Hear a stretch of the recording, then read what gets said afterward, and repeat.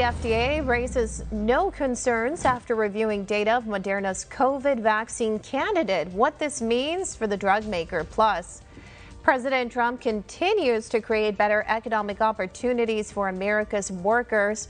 More on the executive order that he signed. And later, President Trump appoints an acting attorney general following William Barr's resignation, when Jeff Rosen is expected to take on the new role. Today is Tuesday, it's December 15th, and this edition of One American News starts right now.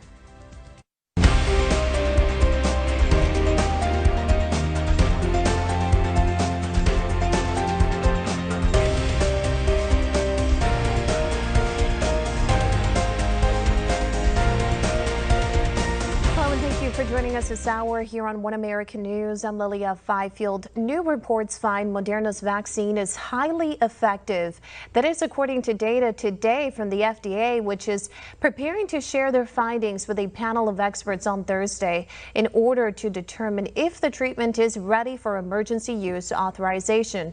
The study revealed the vaccine was especially effective in patients under the age of 65 and reduced asymptomatic infections after the first of 2 doses.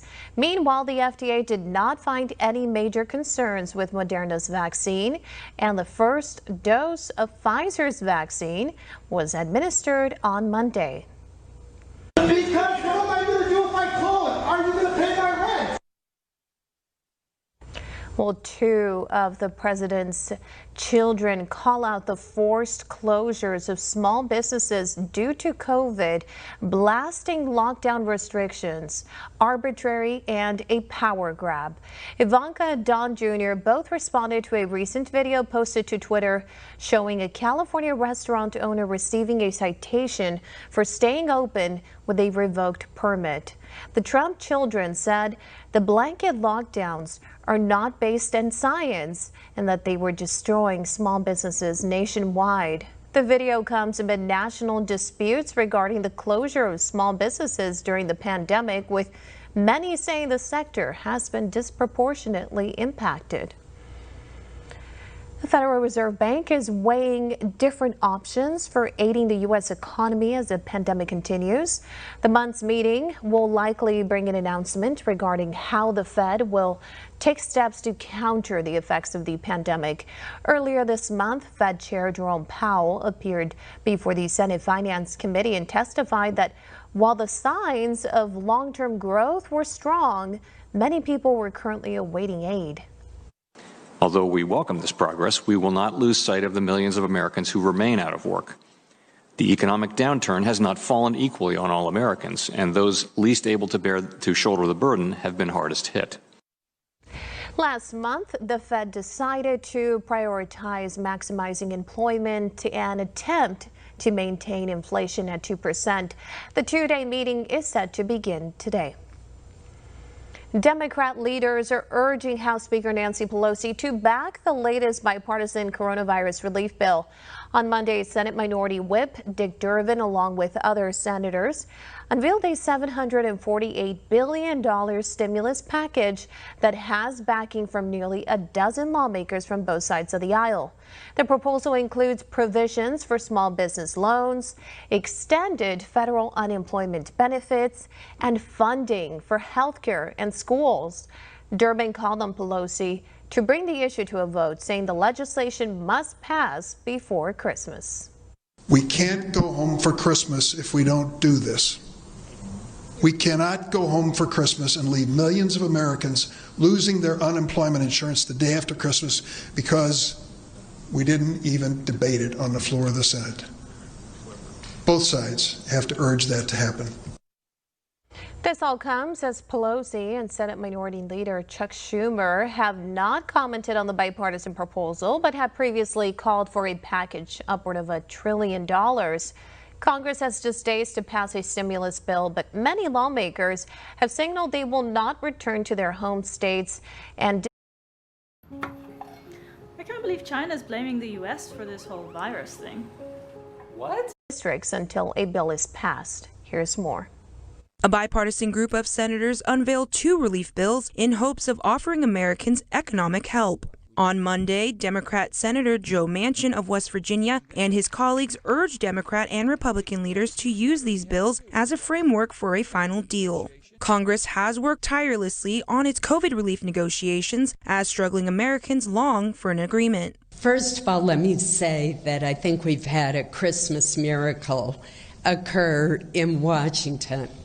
We have worked night and day for over a month, literally on Thanksgiving Day, with texts and conference calls and Zooms to put together an emergency COVID relief package. The larger bill contains $748 billion in funding for several items. Key aspects of the bill include $300 in additional weekly unemployment benefits for 16 weeks, $300 billion for assisting small businesses, and $16 billion for COVID-19 testing and vaccine distribution. The proposal also sets billions aside for emergency food assistance, airline relief, public transportation, and education.